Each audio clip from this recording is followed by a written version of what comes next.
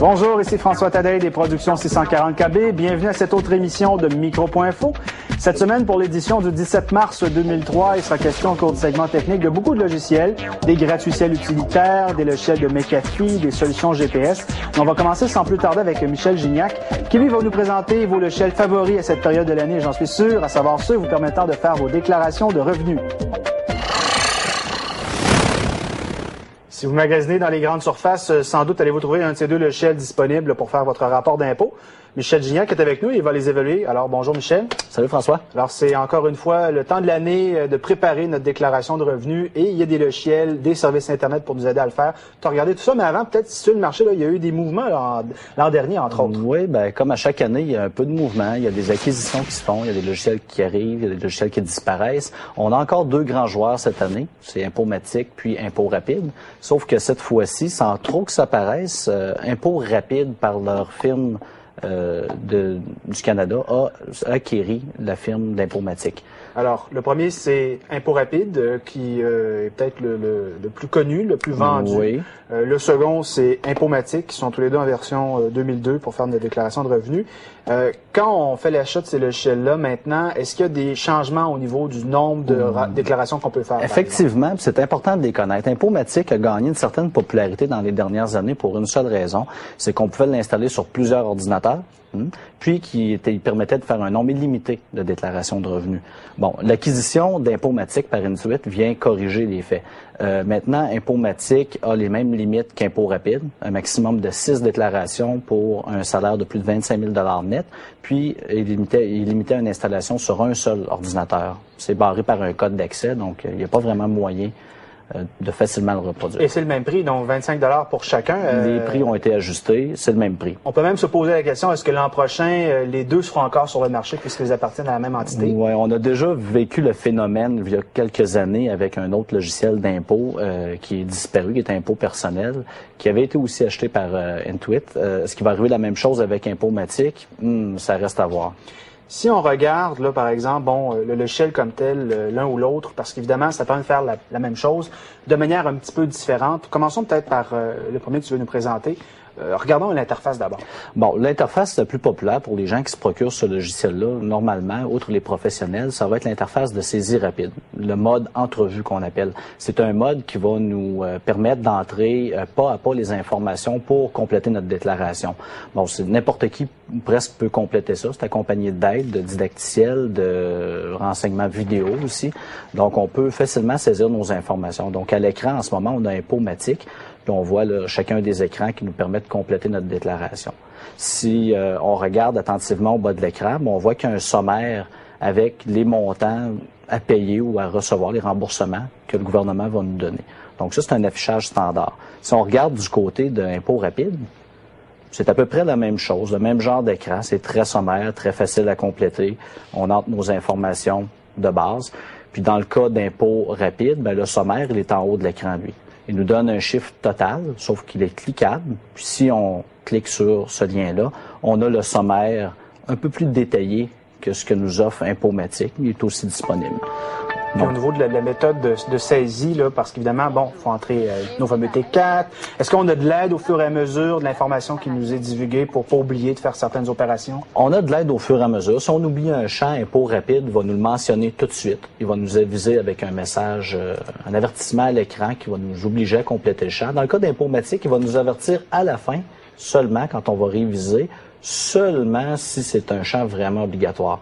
Il y a des choses très tannantes qui oublient de nous aviser. Par exemple, j'ai mis un enfant à charge dans la déclaration de revenus, j'ai pas pris aucun crédit, puis on m'a pas avisé.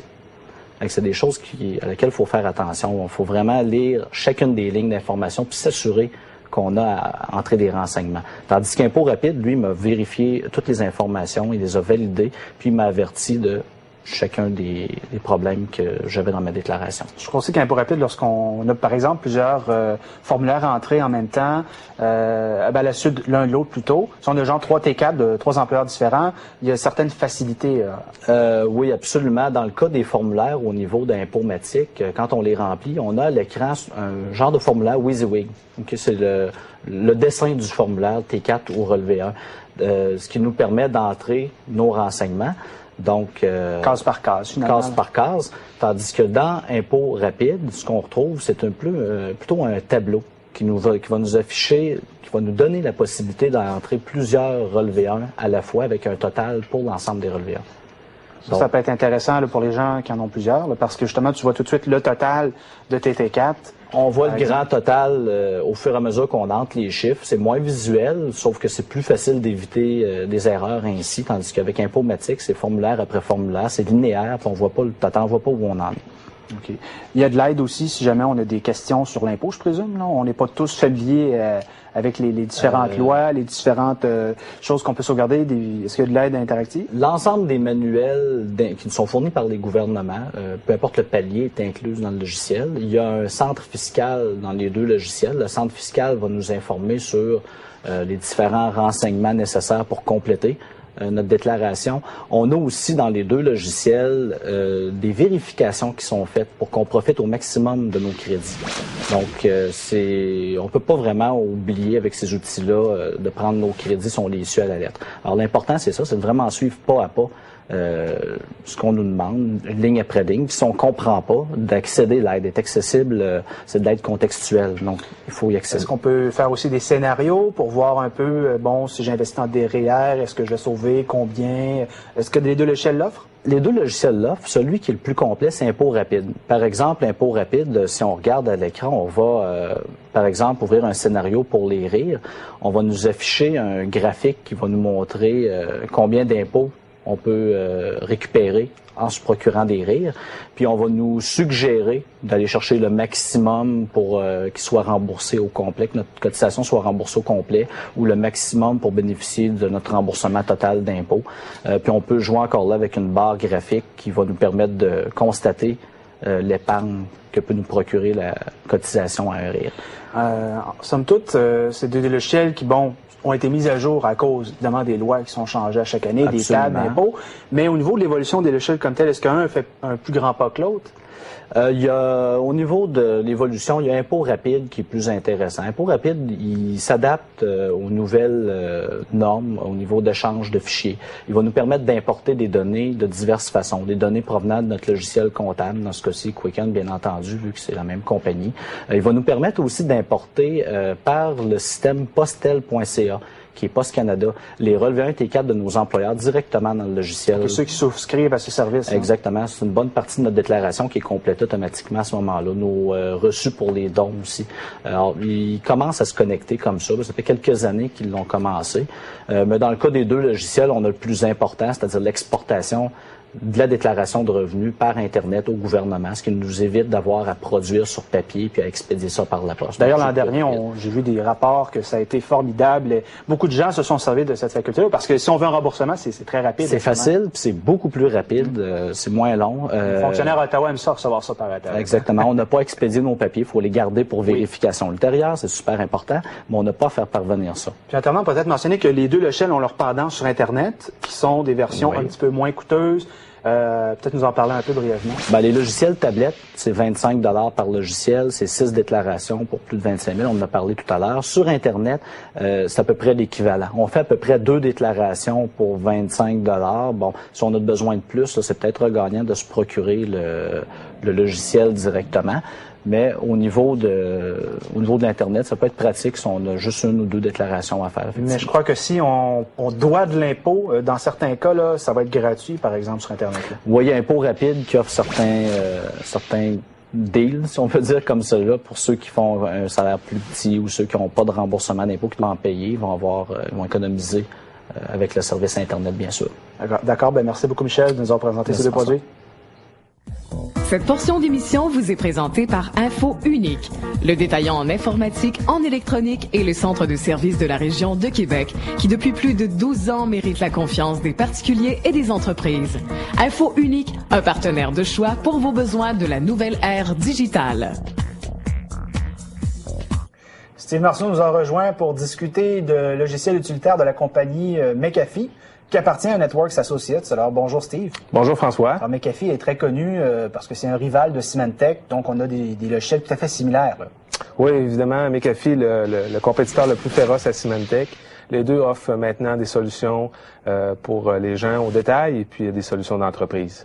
Si on regarde le produit peut-être le plus connu de McAfee, c'est VirusScan, donc le logiciel antivirus qui en est à la version 7.0 déjà. Oui. Alors, d'abord, peut-être nous présenter ce logiciel-là au niveau, l'interface est similaire peut-être à ce qu'on connaît dans la compétition? Oui, évidemment, McAfee n'a pas réinventé la roue. Donc, on retrouve à peu près les mêmes interfaces que chez les concurrents. Donc, une interface qui nous permet visuellement d'obtenir de l'information sur les événements ou sur les virus. Une interface qui nous permet d'activer des scans, donc pour parcourir nos fichiers, s'assurer qu'on n'a pas de virus. L'interface aussi qui nous permet de mettre à jour notre antivirus. Donc, c'est assez simple, mais ça ressemble évidemment à la compétition. Au niveau de la gestion des ressources, parce que évidemment, un logiciel antivirus, ça a besoin de beaucoup de ressources pour fonctionner, pour monitorer tout ce qui se passe. McAfee est peut-être le plus radical là, des deux. Oui, McAfee, par contre, se vante et a le mérite, je crois, d'adresser la plupart des virus. Donc, McAfee est en mesure de détecter, je pourrais dire, la plupart des virus et la plupart des formes qu'ils peuvent utiliser, donc tant qu'au niveau des ActiveX ou des JavaScript ou des Trojans. Donc, par contre, le mauvais côté à ça, c'est que, les interventions de VirusScan sont assez violentes au niveau de l'ordinateur. Donc, il utilise la plupart des ressources disponibles, donc la mémoire. Et puis, on peut éprouver certains problèmes. Donc, si on a peut-être des petits logiciels maison, il va penser que c'est une attaque dans la mémoire nécessairement. Oui, aussi, certains programmes peuvent interagir au niveau de la mémoire et puis causer un gel total de l'ordinateur ou un message d'avertissement sur le manque de ressources système ou de mémoire virtuelle. Donc, toi, tu préfères nettement Symantec Antivirus de ce côté-là? Oui, je dirais que McAfee, ça fait plusieurs années que je l'explore et je retrouve assez souvent ces problèmes-là. OK. Ils ont un logiciel qui est un pare-feu, Firewall 4.0. Lui, ça semble mieux déjà au niveau des fonctionnalités et du fonctionnement aussi. Là. Oui. Par contre, ce qu'il faudrait dire, c'est qu'avec la version de l'antivirus que j'ai testée, qui était la version professionnelle, il y avait le Firewall d'inclus. Mais on peut se procurer le produit Firewall 4.0, qui est, encore là, se compare à des produits qui existent sur le marché, qui sont même gratuits, comme dans le cas de Zone Alarm. Donc, on parle d'un pare-feu logiciel qui nous permet, par contre, de contenir les besoins qu'on pourrait avoir au niveau d'un petit réseau local. Donc, si on partage notre connexion Internet, mais le pare-feu va agir un peu comme un pare-feu le ferait au niveau matériel. Donc, il va contrôler tant les interventions malicieuses qui pourraient être faites sur notre PC et celui qui se retrouve dans notre réseau. McAfee se targue de dire qu'il est certifié pour la ICSA. Oui. Qu'est-ce que c'est ça? La ICSA, c'est un laboratoire qui met évidemment à l'épreuve les logiciels d'antivirus, de pare-feu ou divers autres types d'environnements de sécurité. Et puis, c'est un laboratoire qui certifie des produits. Il faut dire que McAfee et Symantec sont les deux seuls produits de pare-feu qui sont approuvés par le laboratoire. OK, c'est comme une norme style ISO, des choses comme ça. Mais c'est une norme quand même assez sévère, oui. Puis il y a peu de manufacturiers qui peuvent se qualifier. Évidemment, ce genre de logiciel-là, ça génère des alertes. Les pare-feux, est-ce que celui-ci en génère autant que les autres logiciels qu'on connaît là, qui sont semblables? Autant, sinon plus, parce qu'évidemment, étant donné qu'il est plus robuste, donc il détecte encore beaucoup plus d'alertes. Donc, il faut dire aux gens qu'évidemment, c'est un logiciel que je dirais qui prend peut-être une dizaine de jours à le configurer comme il faut pour s'assurer d'éliminer des alertes qui sont non désirables et puis qui peuvent nous faire virer paranoïaque un petit peu. C'est intermédiaire, dans le fond, comme logiciel. C'est ça. Ouais. Si on a un routeur, il faut le dire, c'est absolument inutile d'acheter un pare-feu à ce moment-là. Un routeur, ça fait très bien le travail à ce moment-là. Oui, la plupart des routeurs intègrent des pare-feux et puis à ce moment-là, on n'a pas besoin de se doter de ce genre de logiciel. Le dernier logiciel s'appelle Parental Control, c'est en version 1.0, donc un logiciel de contrôle parental. Lui, t'as beaucoup plu parce qu'il y a toutes sortes de fonctionnalités intéressantes. Oui, vraiment, dans les trois logiciels que j'ai testés, c'est vraiment celui qui m'a le plus emballé. Pour la seule et unique raison que je dirais qu'il contient une fonctionnalité que j'ai rarement vue, c'est-à-dire le contrôle de l'identité. Donc, ce qu'on retrouve évidemment dans le contrôle parental, évidemment, on peut créer des profils pour les différents usagers, leur attribuer des niveaux de sécurité, s'assurer que les gens vont naviguer en telle heure et telle heure. On peut comptabiliser le nombre de temps qu'il y est passé sur l'Internet. Mais il y a un petit module qui nous permet d'ajouter des champs et de définir des identités. Donc, exemple, si je définis un champ pour mon nom et pour mon prénom, L'ordinateur va me le dire lorsque quelqu'un va tenter ou va échanger avec mon ordinateur ce genre d'identité. Donc, je vais sur un site Internet, il y a un petit cookie qui génère un petit programme qui vient chercher l'information. Il va avoir un avertissement direct, et tel site va avoir ton nom, ton prénom, ces choses-là. Oui, c'est ça. Donc, il faut définir ces identités-là. On a déjà de prédéfinis comme des adresses, des numéros de carte de crédit. Donc, ce qu'on fait, on choisit le champ exemple carte de crédit, on lui indique notre numéro de carte. Donc, automatiquement, lorsque on va échanger l'information de notre numéro de carte de crédit, évidemment, on va recevoir une alerte qui va nous dire « l'ordinateur tente ou est en train de communiquer avec un autre système pour passer cette information-là. » Donc, ça peut être intéressant pour justement les gens qui veulent exercer un contrôle sur leur ordinateur et puis s'assurer que le jeune ou quelqu'un d'autre n'ira pas sur l'Internet et va, sans le savoir, passer des informations personnelles. Merci beaucoup, Steve. C'est moi qui te remercie, François. Ces derniers jours, on a entendu beaucoup parler de chasse et de pêche parce qu'à Montréal, il y a un salon, à Québec, il y en a un aussi. Donc, on a pensé vous présenter une chronique virtuelle de Luc Fortin qui s'était rendu dans le bois, dans le fin fond du bois pour tourner une chronique sur les logiciels qu'on peut utiliser avec des GPS. Alors, regardez ce qui suit. Lors de l'élaboration de mon voyage de chasse 2002, le logiciel MapPoint de Microsoft a mentionné que j'avais 537 km à faire entre Laval-Ouest et mon point de chasse dans la zone 13 en Abitibi. Alors, j'ai profité du temps que j'avais de disponible dans l'auto pour tester deux logiciels pour vous, soit le logiciel MapPoint de Microsoft, jumelé avec un GPS, et le logiciel Touratech QOV qui permet de faire la progression de notre trajectoire sur des maps topographiques du gouvernement, aussi jumelé avec un GPS. Je vous présente ces logiciels à l'instant. Daniel Boone was a man, yes a big man, with an eye like an eagle and as tall as a mountain was he. Le premier logiciel que j'ai évalué pour vous, ça s'appelle QV Navigator de la compagnie Touratech, qui est une compagnie allemande qui a développé un logiciel pour le rallye et le touring. La compagnie QVN Canada, ce qu'ils ont fait, c'est qu'ils ont incorporé à ça des cartes du Canada, un 50 000 et un 20 000 et quelques cartes, un 250 000, du gouvernement fédéral. Donc, avec le logiciel, une fois qu'on l'installe dans notre ordinateur, ça nous permet de naviguer, de voir des régions, des lacs, des zones dans lesquelles on voudrait aller plus tard. Par contre, quand on y installe un GPS, qui est une option vendue à part, ça devient un outil extrêmement performant. Car avec celui-ci, on peut avoir ce qu'on appelle un moving map ou une carte déroulante qui nous permet de naviguer et de voir exactement où on est rendu. Donc, le voyage que j'ai fait de Montréal vers l'Abitibi, je pouvais voir avec le logiciel à quel village j'étais rendu, à quelle altitude j'étais, quelle était ma vitesse moyenne, et l'ordinateur a enregistré exactement toute la trajectoire que j'ai faite. Donc, rendu à destination, je pouvais savoir à quel endroit j'ai passé, à quelle heure j'étais là, à quelle vitesse j'ai faite en tel et tel segment. Donc, ça devient un produit qui est très, très intéressant. Pour les gens qui vont en forêt, c'est peut-être un petit peu trop gros d'avoir un ordinateur portatif avec un GPS. On peut avoir des petits GPS comme celui-ci, exemple le Méridien de Magellan, dans lequel il y a de la mémoire, une carte de mémoire à l'intérieur. Donc, dans celle-ci, on peut soit, avec le logiciel, générer une route avec des points de cheminement auxquels on peut se rendre et les envoyer dans le GPS. Et avec là, on peut naviguer, dire OK, à gauche, à droite et s'en aller vers le point qu'on a déterminé avec la carte. Ou, inversement, prendre le GPS et enregistrer tous les points où on va. Et quand on arrive à la fin de la journée, on prend l'information du GPS et on l'envoie directement dans l'ordinateur. Donc, on peut voir, exemple, le tracé qu'on voit ici, c'est quand on est retourné où on avait laissé nos véhicules, on voit la vitesse qu'on a faite, exactement à quel cric on a passé, où on a arrêté, où il y avait des perdrix qu'on a tués, ces choses-là. Donc, ça devient un produit qui est extrêmement performant. Pour les gens qui vont en forêt, les gens qui ont à travailler en forêt, même les amateurs de plein air qui veulent savoir à quel lac j'étais rendu ou des choses comme ça, ça devient extrêmement utile. Par contre, un des points négatifs du logiciel, c'est que certaines cartes ne sont pas à jour. Donc, dans certains cas, il y avait des chemins forestiers qui existaient depuis plus de 10 ans qui n'étaient pas encore sur la carte. Donc, dans certaines situations, même d'urgence, ça pourrait être important de savoir où est le chemin. Et s'il n'est pas sur la carte, c'est peut-être un inconvénient. À part ça, le logiciel est extrêmement précis. Quand on navigue sur des grandes distances, ça devient extrêmement plaisant de suivre ça, de suivre notre navigation. Si on a à changer de carte, le logiciel la change automatiquement. Ça vient sur 2 CD, un pour l'Est du Québec, un pour l'Ouest du Québec. Et c'est un produit qui est extrêmement bien fait. Par contre, d'avoir un système de GPS et d'ordinateur portable comme ça à l'intérieur de bateau pour aller à la chasse, c'est un petit peu un inconvénient parce qu'on est toujours les yeux sur le GPS, toujours les yeux sur le portable et ça nous laisse un petit peu moins de temps pour aller à la chasse. Daniel Boone was a man, yes a big man. What a boon, what a doer, what a dream come a true.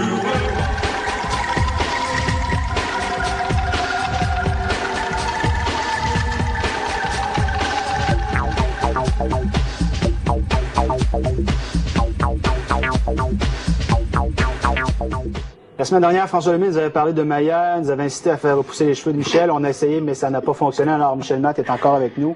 Bonsoir, Michel. Salut, François. On va parler de l'échelle utilitaire et non pas de produits pour faire repousser les cheveux. Blague à part, tu as regardé une sélection de l'échelle utilitaire qui peuvent être pratiques pour les gens qui ont des fois des questions à se poser sur leur ordinateur. Oui, c'est toujours des choses intéressantes, là, des petits logiciels utilitaires qui sont soit gratuits ou qui coûtent pas cher, puis les gens recherchent ça. C'est toujours pratique. Donc, on a fouillé un petit peu le net, puis on en a trouvé 4 là, qu'on va vous présenter aujourd'hui. Le premier s'appelle AM Dead Link, alors des liens morts. Qu'est-ce que c'est? Oui, c'est un logiciel qui est gratuit et qui permet de gérer et également de faire la vérification de nos favoris, que ce soit dans Internet Explorer, dans Netscape ou il supporte même Opera. Donc, on lui demande simplement de vérifier nos favoris, nos bookmarks, en fait. C'est en anglais, il n'est pas disponible en français. Et lui va simplement nous dire si nos favoris fonctionnent toujours ou si simplement il n'y a pas de réponse à l'adresse. Il va nous le dire, comme on voit ici, une erreur 404. On sait c'est quoi, c'est simplement que le lien est mort. À ce moment-là, on peut l'effacer directement. On peut l'effacer directement là-dedans. Il y a également la possibilité, à même d'un petit navigateur, là, de les vérifier directement. Puis il y a aussi une fonction de sauvegarde. On peut faire une sauvegarde de nos favoris, que ce soit en Explorer, en Netscape ou même en Opera. Donc, j'ai trouvé ça pratique parce que souvent, on a tendance à accumuler là, tout plein de favoris. Puis moi, je sais bien que j'avais l'habitude d'aller voir un par un pour voir s'ils fonctionnaient toujours. Donc, avec ça, ça prend à peine une minute, là, puis il nous passe au travers de tous nos favoris, puis il nous dit s'ils fonctionnent ou pas. Ça dépend. Si on a 50 000 favoris, ça peut prendre plus qu'une minute. Oui, bien là, c'est évidemment, ça dépend toujours de ce qu'on a dans notre ordinateur. Le prochain échelle s'appelle Anti-Spy XP. Donc, un autre petit logiciel gratuit en français, celui-là, puis qui nous permet de rentrer plein de nouveaux paramètres dans Windows XP. En fait, c'est simplement des clés de la base de registre qu'on peut aller modifier, mais d'une façon beaucoup plus conviviale. Il y a beaucoup de gens qui n'aiment pas MSN Messenger, par exemple, donc on peut simplement désactiver le démarrage ou le désinstaller. On a plein de paramètres au niveau de Internet Explorer 6, comme désactiver la mise à jour automatique, la mise à jour programmée. Il y en a également pour le Windows Media, également pour Windows en général, comme désactiver l'assistance à distance, désactiver les messages d'erreur automatiques qu'on reçoit dans XP continuellement, ou toutes sortes de choses comme ça. C'est très facile à utiliser, puis ça nous évite, là, pour les gens qui sont moins habitués, d'avoir à aller jouer dans la base de registre de Windows, parce qu'on sait qu'on peut faire des gaffes quand on va là. Parce qu'on sait Microsoft, avec les versions de Windows qui grandissent, ajoute des fonctionnalités, ils veulent qu'on les utilise et qu'on les garde. Exactement. Dès qu'on fait on des nous ajouts, impose souvent plein de fonctionnalités qu'on veut pas voir. Moi, je sais bien que le fameux message d'erreur dans Windows XP, là, envoyé ou ne pas envoyé, je suis un petit peu étonné de le voir. Donc, on peut désactiver ça, puis on l'aura plus. WinDriver Ghost, maintenant, qui est un logiciel qui peut coûter 25 $. Bon, environ 25 $, mais moi, je vous dirais que ça vaut la peine. Là, on l'a en version d'évaluation. C'est un logiciel qui permet de faire la gérance, si on veut, de tous les pilotes qu'il y a dans notre ordinateur. Donc, on lui demande de collecter, il va aller nous sortir tous les pilotes. Et on prend, par exemple, si on a une Radeon 9007, on clique dessus, il nous dit qu'il y a 15 fichiers d'inclus dans le pilote.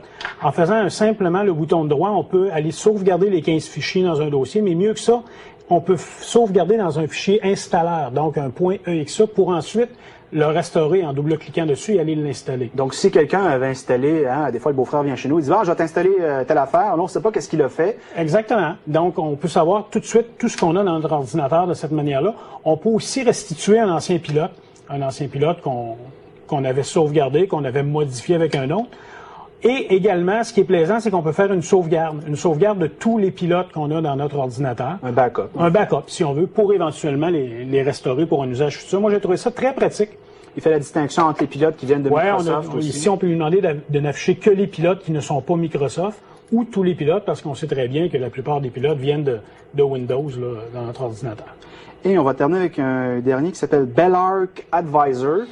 Ben oui, souvent, on se demande dans notre ordinateur, c'est quoi, par exemple, la version de notre BIOS, c'est quoi notre modèle de carte mère, toutes sortes de choses comme ça. Et il y a des gens qui sont pas habitués à ça. Donc, Belarc Advisor, il va nous donner toutes ces réponses, le mot HTML. Donc, une petite page, tout simplement, à consulter. C'est simplement comme une page web qu'on peut consulter. Il va nous donner notre processeur, il va nous donner notre carte mère, la mémoire. Tous les périphériques sont bien indiqués, même les disques durs, l'espace de libre. Et en surplus, il va nous donner tous les logiciels qu'on a dans l'ordinateur avec les versions, ainsi que les licences d'utilisateurs, comme on voit ici notre licence de Windows XP professionnel. donc le numéro de licence d'utilisateur. J'ai trouvé ça très pratique parce que souvent, il y a des gens qui se disent, bon, c'est quoi la révision de mon BIOS? Faudrait que je le mette à jour, c'est quoi? On ne sait pas trop où aller chercher ça quand l'ordinateur démarre. Il en existe des logiciels comme ça, mais celui-là a l'avantage d'être tout à fait gratuit. Il est gratuit, il est très simple, il nous affiche dans un format convivial qui est sous forme HTML. D'accord. Merci beaucoup, Michel, pour ces suggestions qui seront sur notre site web pour ceux qui voudront. Oui, on va donner tous les liens sur le site web. Avec un petit résumé. Merci. Nous, on va vous présenter maintenant les sélections de la semaine dans le cadre du segment Affichez vos pixels. Affichez vos pixels vous est présenté par le Centre national d'animation et de design. Au Centre NAD se côtoient depuis 10 ans les professionnels de l'imagerie numérique d'aujourd'hui et les artisans de demain. Ouvrez l'œil sur les informations professionnelles les plus complètes de l'industrie. Contactez-nous pour une visite guidée. Affichez vos pixels se veut une vitrine pour les artistes québécois de l'imagerie numérique. Voici les créations de la semaine.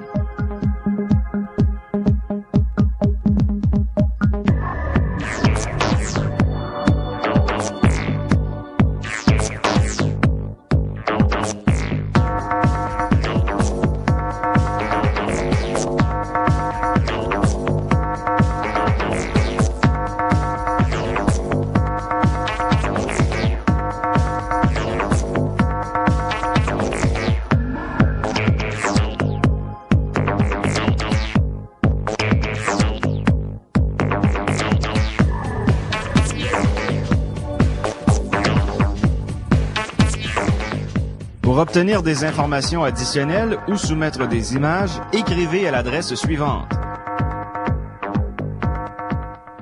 Au cours du segment jeu qui commence à l'instant, il sera question du Game Boy Advance SP, de jeux de rôle sur PlayStation 2, de jeux de course sur Xbox. Mais on va commencer en découvrant des jeux de la série Oil de Sierra avec une invitée.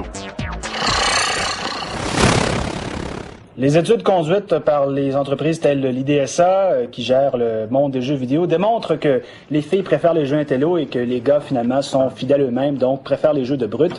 Alors, on a pensé discuter de jeux plus intello avec une fille, Karine Lacoste. Bonsoir. Bonsoir. Bienvenue à Micro-Info. Merci. Dans les jeux un peu plus sérieux, il y a tous les jeux de plateau, de cartes, de casino, et il y a une référence en la matière, c'est la série de Sierra.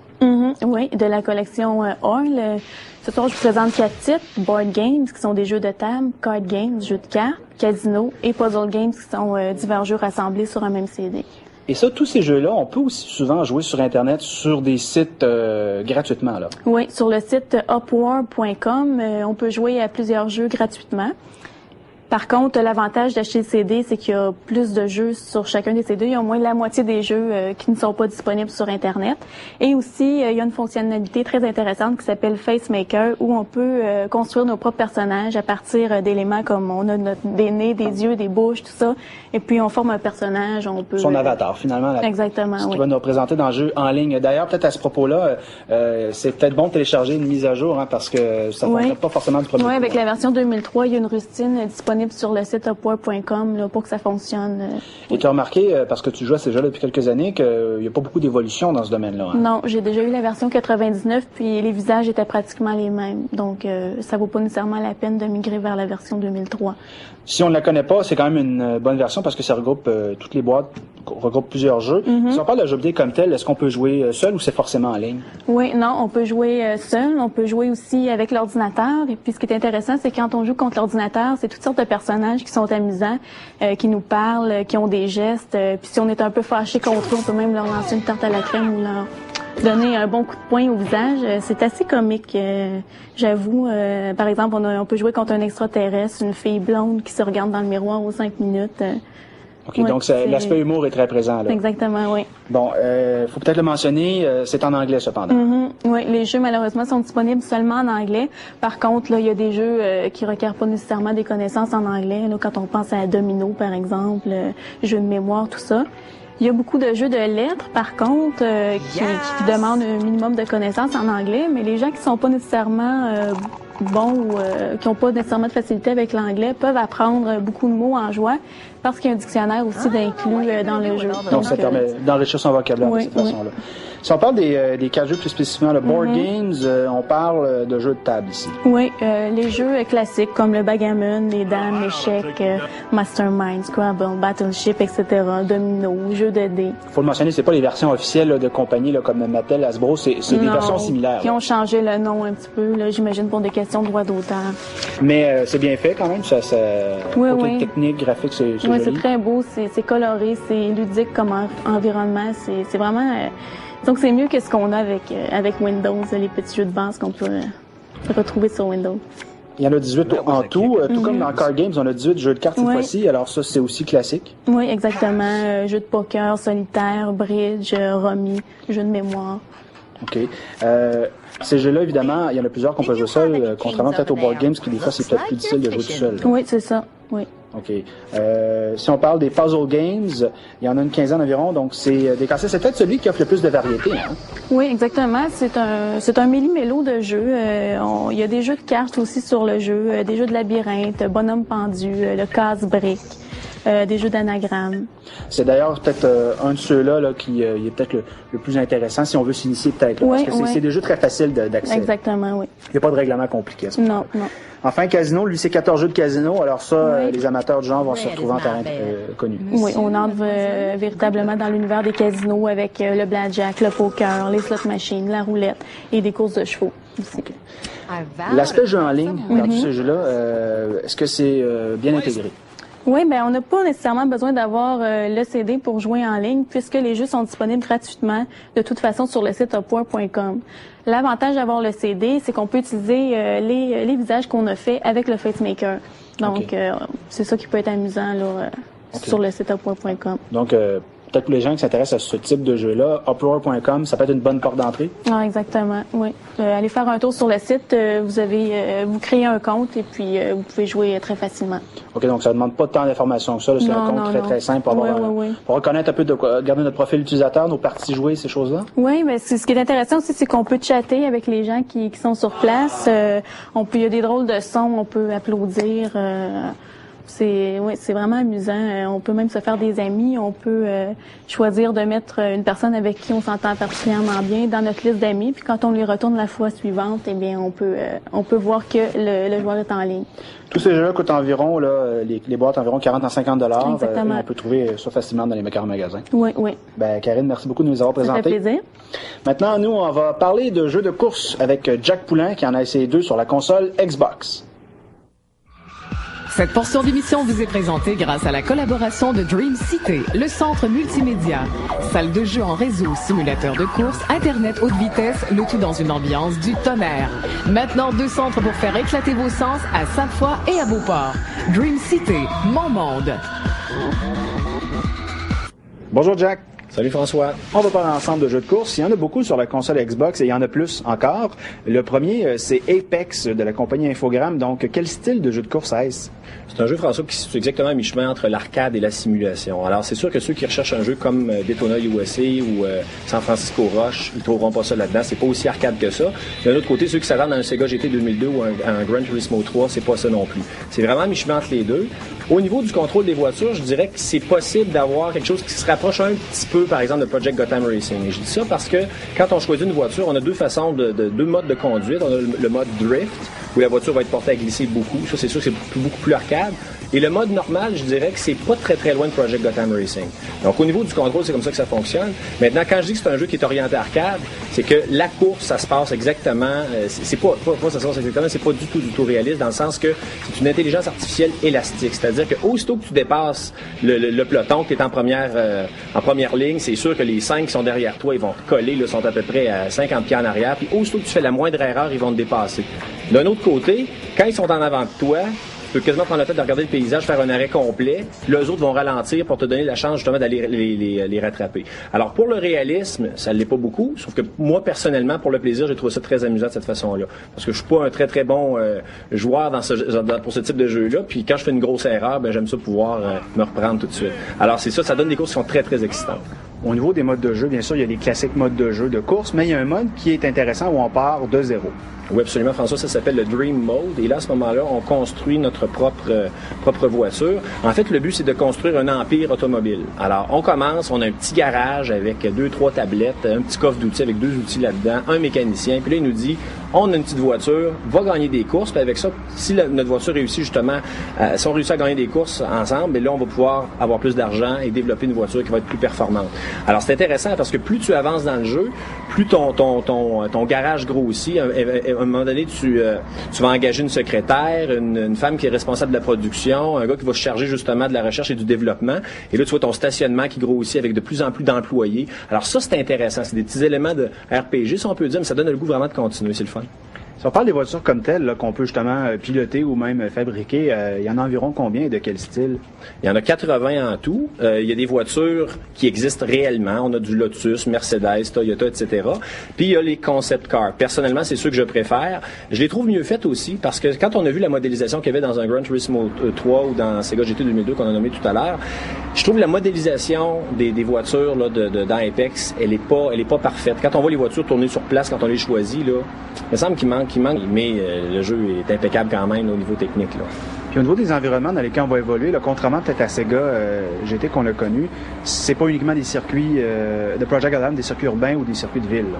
Non, en fait, François, il y a 4 types de circuits. Il y a des pistes ovales, il y a des courses en montagne aussi. Ça, c'est super excitant. Ça descend, ça monte, ça tourne, etc. C'est pas du tout monotone. Puis en plus de ça, tu as des circuits, que tu l'as dit, des circuits urbains, puis tu as carrément des pistes de course aussi. Fait à noter, concernant les circuits, les voitures, etc., au niveau graphique, personnellement, j'ai jamais vu quelque chose d'aussi beau que ça. C'est vraiment hallucinant. Avant, on comparait toujours, on disait, Rally Sport Challenge, c'est pas mal le plus beau jeu de voiture qui a été fait. Mais là, je pense que la marge vient d'être placée un petit peu plus haute, là. C'est fantastique au niveau graphique. Au niveau de la sensation de vitesse, des collisions, est-ce qu'il y a du réalisme là-dedans? Bon, au niveau des collisions, c'est sûr qu'il y en a tout le temps parce que toutes les voitures sont prises là dans un petit peloton. Fait noter intéressant, pas intéressant, mais plutôt farfelu, c'est que quand les voitures se cognent, François, on dirait des paniers d'épicerie qui se rentrent dedans. Le bruit est horrible. Il devrait congédier là, la personne qui a fait les sons pour ce jeu-là. Les bruits de collision sont vraiment ratés. Les bruits des moteurs sont pas mal faits comme tels, sauf qu'ils sont beaucoup trop étouffés. On les entend pas beaucoup. Au niveau de la musique, c'est assez conventionnel, sauf que ce qui est intéressant, c'est qu'on peut utiliser le disque dur justement pour écouter notre musique en jeu. Alors ça, c'est parfait. Maintenant, on va passer dans un autre domaine, celui du jeu de rallye. On avait eu Rally Sport Challenge qui avait été la référence sur la Xbox. Et là, on a Colin McRae Rally 3 qui est arrivé, qui était avant la référence sur les autres consoles et PC. Alors, comment se porte ce troisième volet? Ben François, moi j'avais pas joué à Colin McRae 2, sauf que Colin McRae 3, on l'avait vu au E3 l'année dernière, puis j'avais été assez impressionné par certains aspects, plutôt déçu par d'autres. Ce qui m'avait impressionné, c'est sûr au niveau, on va parler de la technique en partant, quand on choisit de jouer par exemple avec un mode, avec une vision intérieure, là c'est sûr et certain que c'est très très beau, parce que quand on a les effets météo, quand on a la neige, quand on a la pluie avec les essuie-glaces et tout ça, c'est extrêmement réaliste, on voit la neige qui s'accumule dans le coin des fenêtres et tout ça, donc ça c'est super bien fait. Au niveau des environnements, c'est beau, sauf que c'est rien à se tirer par terre. Quand on a vu des Rally Sport Challenge, des Apex ou des MotoGP sur Xbox, tu vois ça après, tu dis oui, c'est correct, c'est beau, mais c'est pas quelque chose qui va révolutionner le genre. Par contre, il va le révolutionner dans d'autres domaines. Oui, parce qu'évidemment, ça, c'est une simulation, là. C'est pas un jeu arcade du tout. Non, absolument pas. Puis ce qui est le fun aussi, ça se déroule sur 3 années. En fait, c'est 3 saisons qu'on fait. Il y a 8 rallyes ou 6 rallyes, je crois, par saison. 42 stages par saison. Donc, c'est un jeu qui est assez long. Il y a 64 stages différents dans tout le jeu, 21 voitures. Ce que je trouve le fun, moi, c'est que, le fun, c'est que quand tu joues, tu prends toujours la Ford Focus. Il y a des gens qui aiment pas ça, il y a des gens qui aiment ça, sauf que là, au moins, ça t'oblige à toujours utiliser la même voiture et être très bon avec. Moi, j'aurais peut-être aimé qu'ils mettent les autres voitures qui rendent disponibles, là, mais ils l'ont pas fait. Mais tu peux quand même les utiliser pour le mode Time Attack, arcade ou l'écran séparé. Là. Peut-être une question de commandite, hein? Ah, peut-être. C'est probablement que Ford, ça leur a coûté cher là, pour avoir cette exclusivité-là. Si on parle de la conduite, de la sensation de conduite, là, on a remarqué quelque chose. Nous, on avait la version bêta, mais tu as pu voir avec la version finale que ça n'a pas été corrigé, ce problème-là. Au niveau de la grippe, comme on dit, là, sur les différentes textures d'asphalte, de neige, de terre. Oui. Bon, dans la neige, François, écoute, j'ai jamais conduit une voiture de rallye de 500 000 $, mais une chose est sûre, dans la neige, ça me semble extrêmement bien fait. Tu y crois. La voiture est pesante. T'sais, quand tu fais un saut, là, elle retombe tout de suite. Elle commence pas à voler, là, comme une voiture de James Bond dans Need for Speed. Là, c'est vrai. La conduite sur l'asphalte, par exemple, ça, c'est, personnellement, je trouve ça complètement raté. On dirait qu'il y a un pivot dans le milieu de la voiture, puis la voiture tourne de côté avant de se déplacer. Alors ça, là, sérieusement, je comprends pas qu'il ait laissé ça comme ça, parce que tout le reste, sur la glace, dans les cailloux, peu importe la surface sur laquelle on évolue, là, c'est vraiment là, très, très crédible. OK. Au niveau des différents circuits, des environnements dans lesquels on va évoluer, je présume qu'il y a beaucoup de variétés. Oui, absolument, c'est sûr. Il y a différents pays. On va en Espagne, on va en Finlande, en Suède, en Angleterre, aux États-Unis. Mais ça reste toujours que c'est des circuits, bon, c'est dans le bois. Puis c'est des circuits qui sont très, pour la plupart, en tout cas, qui sont très, très serrés. C'est-à-dire qu'on n'a pas beaucoup de place. Entre autres, il y a un circuit là qui se passe, je crois que c'est en Suède. T'as les branches, t'as à peine la largeur de la voiture pour passer. Puis t'as des branches de sapin qui accrochent la voiture de chaque côté. Donc c'est vraiment du vrai rallye. Ce qui est le fun, là, c'est que les environnements qu'ils ont créés, tu y crois vraiment. Tu dis, écoute, c'est le même dans des trails de bois là. On n'a pas l'impression que les pistes ont été conçues pour le jeu, là. Non, absolument pas. Tu as l'impression qu'ils ont pris des trails ou des sentiers au hasard et qu'ils ont dit on les modélise parfaitement pour le jeu.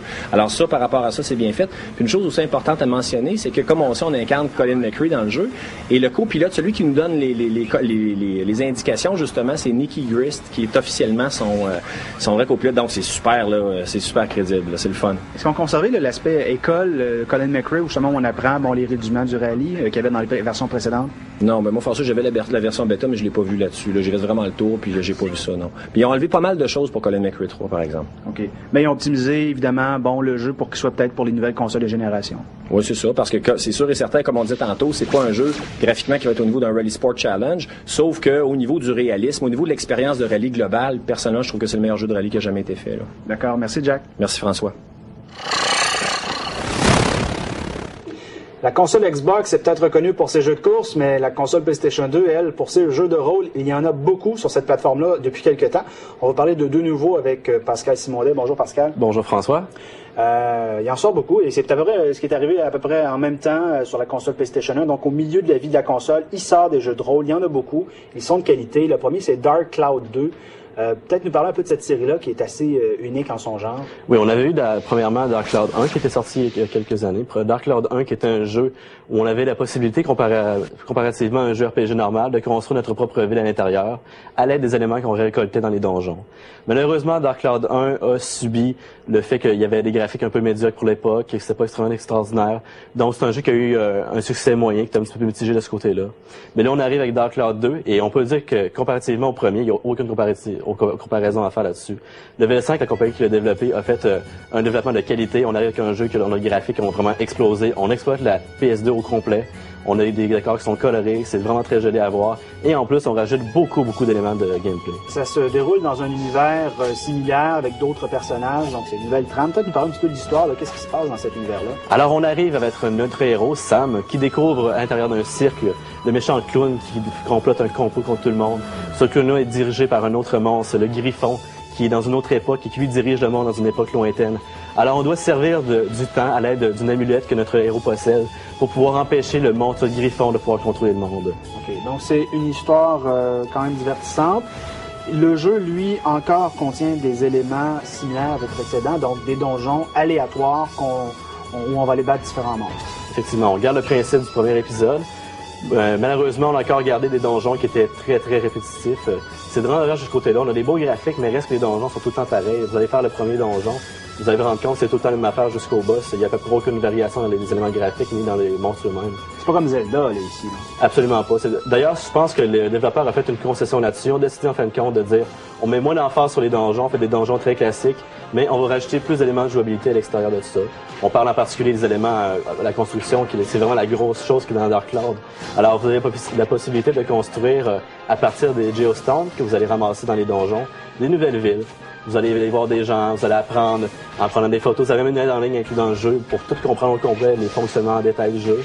Vous allez voir comment construire vos villes. Vous allez rentrer dans le géorama. Le géorama qui nous permet de tout connaître sur la construction des villes, de placer les éléments et de réussir en fin de compte à répondre aux besoins de nos villageois. Ça fait penser un petit peu à The Sims au niveau du concept. On peut personnaliser notre ville très facilement. En effet, de ce côté-là, on peut réussir à construire les clôtures comme on les veut, les arbres, positionner tout au complet. Mais on doit auparavant inventer ces éléments-là, les trouver, les prendre en photo avec notre caméra pour pouvoir les intégrer par la suite. C'est intéressant. Il y a beaucoup de mini-jeux aussi d'inclus. Hein? Oui, il y a beaucoup de mini-jeux et certains semblent tirer de d'autres endroits. On parle en particulier du jeu de pêche qui est assez, ma foi, pris sur Zelda de ce côté-là. C'est un jeu, en fin de compte, qui nous permet de prendre des poissons, mais par la suite, on rajoute d'autres éléments par rapport à ça. On peut, par exemple, faire évoluer nos poissons comme des Pokémon, si l'on veut. Alors, ils vont devenir de plus en plus puissants et on peut les faire combattre entre eux. Des combats de poissons, c'est extraordinaire de ce côté-là. Il y a même un jeu de golf. Oui, un jeu de golf. Dans les donjons, il fallait pouvoir frapper quelques balles et réussir à acquérir certains objets supérieurs. Mais la force du jeu, c'est aussi tout l'aspect personnalisation des objets qu'on peut ramasser. On peut inventer des choses, donc c'est très poussé de ce côté-là. Oui, on laisse une grande liberté aux joueurs. C'est bien de ce côté-là parce que vous avez le choix de pouvoir créer vos propres armes. Bon, faut s'entendre. Les armes restent standards au début, mais vous les faites évoluer à votre guise. Vous ramassez des objets dans les donjons et vous les rajoutez par-dessus vos armes et ça les fait grandir. Et en fin de compte, vous faites évoluer votre personnage et aussi en même temps votre arme. Bref, c'est un jeu qui a beaucoup de jouabilité, là, qui propose énormément de variété. Beaucoup. C'est un jeu qui est vraiment excellent de ce côté-là. Ça innove beaucoup dans le style RPG, puis d'ailleurs, c'est vraiment à la limite de ce qu'on pourrait appeler un RPG pour l'instant.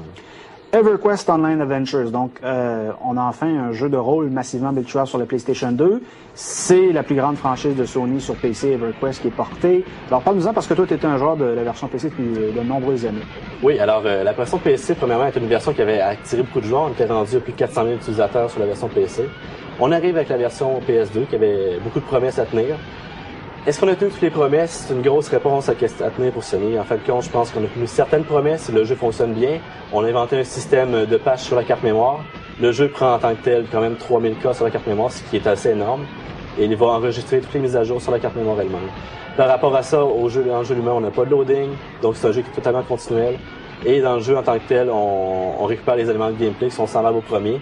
Mais ce qui change beaucoup, c'est par rapport à la jouabilité de la manette elle-même. Alors, il faut apprendre à contrôler le personnage, qui est totalement différent de ce côté-là. Par contre, pour nous aider, ce qui est vraiment intéressant, c'est qu'on nous laisse la place à un clavier USB. Ça, je pense que c'est une très bonne innovation. Oui, parce que tu as branché ton clavier USB et ça va très bien. Très bien, directement. Vous pouvez appuyer sur Enter, commencer à taper votre texte, parler avec les autres personnes.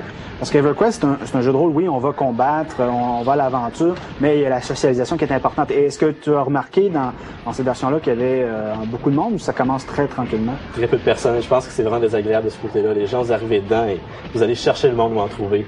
Ce qui est intéressant, par contre, c'est qu'on a inclus un système de messagerie quand même assez intéressant pour que les gens puissent communiquer entre eux. Vous pouvez envoyer un courriel à travers le jeu lui-même à d'autres personnes. Vous pouvez voir la liste de toutes les personnes qui sont là à l'intérieur du jeu. Donc, vous pouvez vraiment vous rejoindre un peu, mais il y a beaucoup de monde. Mais d'un point de vue technique, il faut le dire tout de suite, c'est un jeu qui a une vieille architecture graphique, donc c'est pas impressionnant du tout. C'est plus un jeu d'immersion, si on veut, social.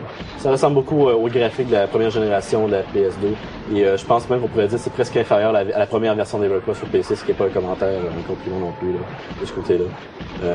Il y a eu un gros débat là-dessus, je pense, puis les joueurs, d'ailleurs, on semble un peu déçus de ce côté-là. Côté graphique, faut que vous réussissiez à passer par-dessus ce point-là si vous voulez jouer au jeu, parce que sinon vous amuserez pas. Le jeu, en tant que tel, il est vraiment pas très beau, et le framerate, des fois, est vraiment horrible. Vous arrivez à des endroits où ça va saccader carrément. C'est pas acceptable pour le genre de graphique qu'on offre. D'accord, merci beaucoup Pascal. Merci beaucoup François. Maintenant, on va vous parler du Xbox Adrenaline Pack et du Game Boy Advance SP qui sont tous les deux disponibles avec Patrick Derry.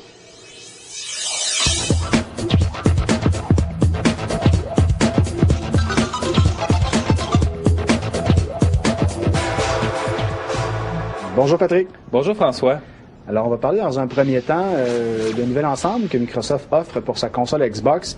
Ils en avaient déjà offert un avant les fêtes qui avait connu un gros succès. Est-ce qu'ils en offrent un nouveau parce que justement ils veulent continuer sur cette lancée? Oui, il faut vraiment pas avoir l'impression que la Xbox ne vend pas présentement. C'est bien le contraire. La Xbox génère de très bonnes ventes, mais Microsoft a décidé d'être extrêmement agressif. Donc cet automne, il avait un petit peu surpris tout le monde en sortant au même prix que son compétiteur le plus proche, soit la PlayStation 2, à $300, un ensemble incluant 2 jeux avec la collaboration de Sega, soit Sega GT et Jet Set Radio Future.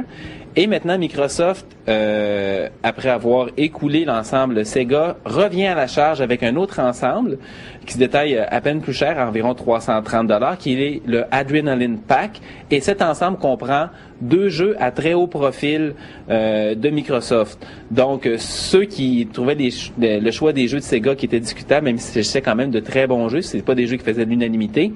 Maintenant, on prend pas de chance. On y va avec Amp, qui est un jeu qui avait obtenu beaucoup de succès au lancement de la console, et surtout Halo, qui est la raison d'être, en tout cas qui a été la raison d'être pendant la première année d'acheter la Xbox. Donc, vous avez la manette S ainsi que Amp et Halo. Oui, et ces 2 jeux-là, on le sait déjà, ils auront des suites. Amp en décembre 2002, Halo 2003 et Halo, ben là, on ne sait pas. Alors, c'est quand même très agressif. Qu'est-ce que fait Sony pour riposter à ça? Rien? Pour l'instant, Sony se contente d'avoir son ensemble de base à $300 et plus ça va, moins ça devient adéquat. C'est-à-dire que Sony a encore la meilleure sélection de jeux et de très loin, mais malgré tout, les titres exclusifs qui peuvent justifier l'achat d'une PlayStation 2 commencent à s'amincir un peu. On a évidemment Gran Turismo 3, la série des Grand Theft Auto, le 3 3 ainsi que le Vice City, ainsi que toute la sélection de jeux de rôle de Sony qui font de la PlayStation 2 une console de choix pour cette sélection. Par contre, pour une sélection plus générale, quelqu'un qui n'a pas de préférence particulière, quelqu'un qui veut jouer à des jeux de sport ou autre, pour seulement 30$ de plus, on va avoir 2 jeux inclus avec la Xbox. Il n'y a pas nécessité d'acheter l'adapteur réseau pour pouvoir se connecter en ligne. Et en plus de ça, on a déjà 4 ports de manette, donc pas besoin de multitap. C'est une guerre qui s'annonce très intéressante. Oui, on va voir la riposte de Sony peut-être d'ici le E3, on verra. C'est à suivre. On va maintenant passer de la plus puissante technologie à la moins puissante, mais pas nécessairement la moins rentable, c'est-à-dire la Game Boy. Ne sous-estimez pas les capacités financières de la Game Boy. Oui, parce qu'on va peut-être faire un petit historique là, avant de parler du Game Boy Advance SP là, qui sort prochainement, qu'on a pu essayer. Ça fait 15 ans que ça roule, là. Ça fait 15 ans que ça roule. C'est plus de 100 millions de Game Boy qui ont été vendus à travers le monde depuis. Et un nombre incalculable de cassettes qui, à chaque fois, signifie des redevances pour Nintendo. Donc, Nintendo a été très profitable pour d'autres consoles, mais la Game Boy Advance, toutes les versions de la Game Boy ont rempli les coffres de Nintendo. Si on part avec la première, là, la grosse Game Boy qui date de 15 ans avec Tetris à cette époque-là, alors on a fait du chemin depuis. Oui, il y a plusieurs versions. On a eu 5 versions différentes, incluant la SP en Amérique du Nord, 6 au Japon. Puis c'est vraiment un très long cheminement. La première version, qui était essentiellement la grosse brique grise là qui mangeait les batteries, c'est environ les performances d'une Nintendo 8-bit. Par contre, avec un affichage noir et blanc en 4 tons de gris. Puis, suite à ça, il y a eu une évolution de cette version-là. D'abord, une première fois, on a eu la Game Boy Pocket, qui était plus économique, avec un affichage peut-être un petit peu plus contrasté. Puis, ça, c'est la version qu'on a manqué en Amérique du Nord et qu'on a eu seulement au Japon, c'est-à-dire la Game Boy Light. C'était une Game Boy Pocket, donc toujours en noir et blanc, mais avec un rétroéclairage. Donc, c'est pas une première, le rétroéclairage pour Nintendo, c'est simplement la première fois qu'on l'a ici. Par la suite, et là on se transporte en 1998, à peu près simultanément avec le lancement des Pokémon, Nintendo en a profité pour lancer pour la première fois une version couleur de sa Game Boy, qui était carrément Nintendo 8-bit, mais dans un format portable. Puis finalement, en 2001, on a eu la Game Boy Advance, qui est environ la performance d'un Super Nintendo. C'est un processeur 32 bits, même si le Super Nintendo est un 16 bits, mais essentiellement, c'est les mêmes performances. Donc, c'est une nouvelle itération de la Game Boy Advance que Nintendo nous promet sur le marché d'ici quelques jours. Et là, on doit le mentionner tout de suite, au niveau du look, c'est très différent. On revient justement aux origines du Game Boy, donc c'est la présentation qui est verticale. Oui, c'est ça, on revient à une présentation verticale, parce que la Game Boy Advance tranchait, c'était très différent de ce côté-là, mais en même temps, on a fait vieillir un peu la Game Boy. C'est un look qui est peut-être un peu plus adulte, en tout cas, ça éloignera certainement pas les enfants, mais ça va peut-être rendre moins gênés ceux d'entre nous qui jouaient parfois en cachette. Maintenant, ils vont avoir l'air cool avec leur Game Boy Advance SP et les 2 couleurs qui sont un bleu métallique ainsi qu'une couleur platine. Si on parle du rétroéclairage, alors c'est particulier, c'est fait du contour et ça rend les jeux plus clairs. Et ça rend même certains jeux plus intéressants à rejouer. Oui, c'est ça. Ça, c'était la principale critique pour la Game Boy Advance. C'est qu'on arrivait avec une console qui avait un écran qui est plus large, une palette de couleurs beaucoup plus étendue, des capacités graphiques qui ont été utilisées dans des jeux comme Castlevania, comme Metroid. Mais quand tu arrives avec ce flot de couleurs-là, puis t'as pas un éclairage adéquat, ça devenait très difficile à discerner parfois. Maintenant, avec le rétroéclairage, donc l'éclairage, c'est à l'arrière de l'écran. Donc, c'est beaucoup mieux que simplement rajouter une lumière sur le dessus parce qu'on a un éclairage qui est uniforme, qui est uni. Puis maintenant, dans l'utilisation quotidienne de la Game Boy, on n'a plus besoin de trouver un angle, de savoir comment qu'on va jouer. Là, on l'ouvre, voilà, c'est parfait, on est prêt à embarquer. Ça, c'était la première critique. Une chose importante qui a été modifiée aussi, c'est au niveau de l'alimentation. Maintenant, la Game Boy Advance SP vient avec un adaptateur AC, vient avec un bloc chargeur, un bloc pile, qui a une durée de vie d'environ 18 heures sans la lumière ou 8 à 10 heures avec le rétroéclairage, et peut même être rechargé pendant l'utilisation. Et ça, c'est très bien. Puis, ça rajoute donc de l'autonomie à la Game Boy Advance SP. Puis, finalement, un autre correctif qui a été amené, on peut suspecter que les fans de longue date de la Game Boy ont peut-être pas apprécié particulièrement la nouvelle configuration de la Game Boy Advance qui se prenait de façon différente, qui était sur le large. Donc, on revient avec un appareil qui, une fois déplié, ressemble beaucoup aux premières versions de la Game Boy. Justement, là, si on parle de cette modification-là, au niveau de l'ergonomie, on retrouve l'ergonomie d'antan, mais ils ont rajouté les fameux 2 petits boutons qu'on appelle les shoulders, les petits boutons épaules en arrière. Est-ce que ça se contrôle bien avec des jeux comme F-Zero, par exemple? Oui, ça va tout à fait bien. Moi, j'étais un gros fan de F-Zero, fait que c'est une inquiétude pour moi. Mais les boutons, même s'ils sont plus petits, sont très facilement accessibles. C'est une question de minutes. C'est sûr, la première prise en main, on va peut-être avoir des réserves, mais ça se joue très, très bien. Tous les accessoires de Game Boy Advance sont utilisables, même les gens qui ont le e-reader, ceux d'entre vous qui l'ont en main, main, vont bien s'utiliser, même avec le câble. C'est juste que ça fait étrange une fois branché puisque les readers est en bas et le câble est en haut. Mais toutes les utilisations sont possibles et ça peut valoir la peine également de revisiter certains jeux de Game Boy couleur ou de Game Boy noir et blanc qui sont maintenant beaucoup plus faciles à jouer avec l'écran agrandi et rétroéclairé. La seule chose qui manque, je crois, c'est la prise pour le casque d'écoute. Oui, c'est la seule chose qu'on a retirée. Toutes les versions précédentes de la Game Boy avec une prise d'écouteur, maintenant elle est optionnelle. Ça vaut la peine de se la procurer, ça va être moins de $10. Puis c'est franchement, c'est profiter de la qualité sonore de cet appareil-là, parce que c'est un appareil qui est en stéréo avec la puce sonore du Super Nintendo, fait que c'est quand même quelque chose de non négligeable. Puis finalement, au niveau de l'ensemble, en comparaison, la Game Boy Advance se détaille environ $100-110. Ben pour une quarantaine de dollars de plus, on va voir la terrasse inclus, le rétroéclairage ainsi que la batterie rechargeable. Donc, ceux qui n'ont pas encore de Game Boy Advance, ben pour l'acquisition, c'est un choix très logique. Merci beaucoup, Patrick. Plaisir, François. Nous vous invitons maintenant à visiter le site web de micro.info où vous trouverez toutes nos émissions en format Real Video, des liens et des compléments concernant celles-ci, des articles de fond, un forum de discussion et un service d'annonce classé.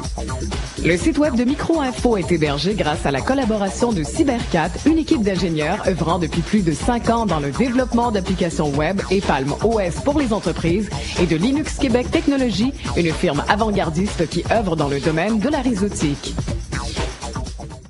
Voilà, c'est déjà tout pour Micro.info. Nous allons laisser sur les images du jeu de lutte Def Jam Vendetta de EA Big qui paraîtra le 1er avril et qui mettra en vedette des rappers. Et non, ce n'est pas un poisson d'avril. Au revoir. Les éléments de décor ont été gracieusement fournis par Fly Meubles et les équipements informatiques par Info Unique. We don't fight out in the streets no more. We're organized now. We too gangster for the garden, so we've taken it underground. Inside. I'm a businessman, and this is my business. My soldiers are Legion, Method Man, Nori, Capone, Luda, DMX. You want a shot at me, you gotta make it past these brothers. It's a dangerous world out here. Seems every time I turn around, there's another young buck wants to take me on. I lay down for no man. You want to take what's mine, you gotta beat me. But nobody ever beats me. Alright, y'all. Who wanna see me break this kid up? Right now. Oh, yeah. I'm gonna run you into the ground.